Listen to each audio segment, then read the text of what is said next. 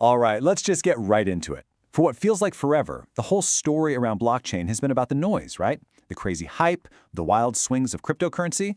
But what if the real story, the one that actually matters, is happening, quietly, behind the scenes? Seriously, think about it for a second. I'd be willing to bet that for most of you, the word that popped into your head was Bitcoin or something about crypto speculation. And hey, you're not wrong. That's what's been grabbing all the headlines.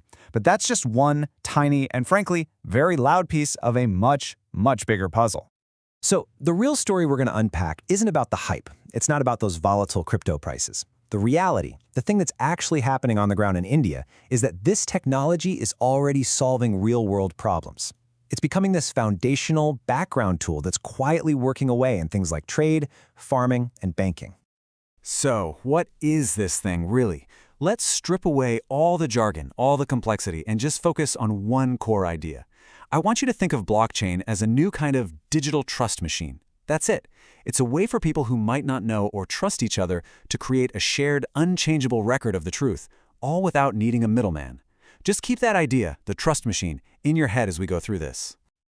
Okay, first up, let's see this trust machine in action, tackling one of the oldest, most paper-logged industries on the entire planet, international trade. And the problem here is just immense. We are talking about a literal mountain of paper. Bills of lading, letters of credit, customs forms.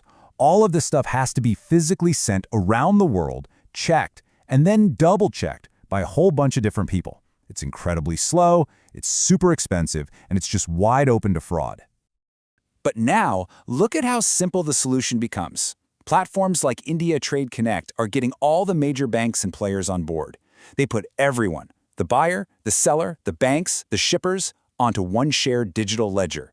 So the seller just uploads a digital document, the buyer's bank can verify it in seconds, and boom, the seller gets their money. No more waiting for couriers, no more shuffling stacks of paper. And the impact here is just night and day. I mean, a process that used to take weeks is now done in a matter of hours. The risk of somebody faking a document? It basically vanishes because that record is tamper-proof.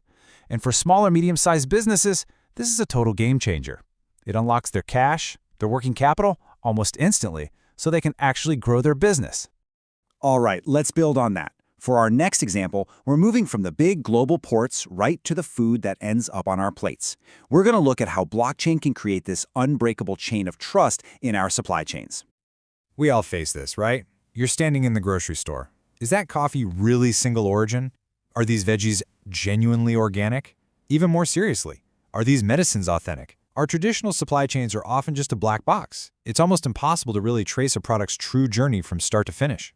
So what blockchain does is create what you can think of as a digital thread. It starts with the farmer, who logs the harvest. Then the transporter adds their data, logistics, maybe even the temperature inside the truck. Then the retailer receives it. Every single step is a new, permanent block added to the chain. So the crucial thing is, when you, the consumer, scan that little QR code in the store, you're not just looking at a marketing slogan. You're looking at a verified, unchangeable history of that product. And the impact of this is just huge. It can guarantee that the food you're buying is exactly what it claims to be. It creates this ironclad defense against things like counterfeit medicines or fake luxury goods. And it allows companies to actually prove, not just claim, that their products are ethically and sustainably sourced. It's all about verifiable truth. Okay, for our final example, let's talk about something that hits close to home for millions and millions of families: the simple act of sending money across borders. If you have ever sent money internationally, you know this pain. It's slow, and man, is it expensive. But why? Well, it's because your money has to do this weird little dance, hopping between several different banks. They're called intermediary banks, and every single one of them takes a slice of the pie and adds another delay. Blockchain just completely sidesteps this old clunky system. Instead of wiring money through all those banks, a company can convert the sender's money into a stable digital asset, shoot that asset directly across the network in just a few seconds, and then convert it back into rupees on the other side. It's a direct, clean, and super fast path. And the difference is just staggering. I mean, we are not talking about a small improvement here.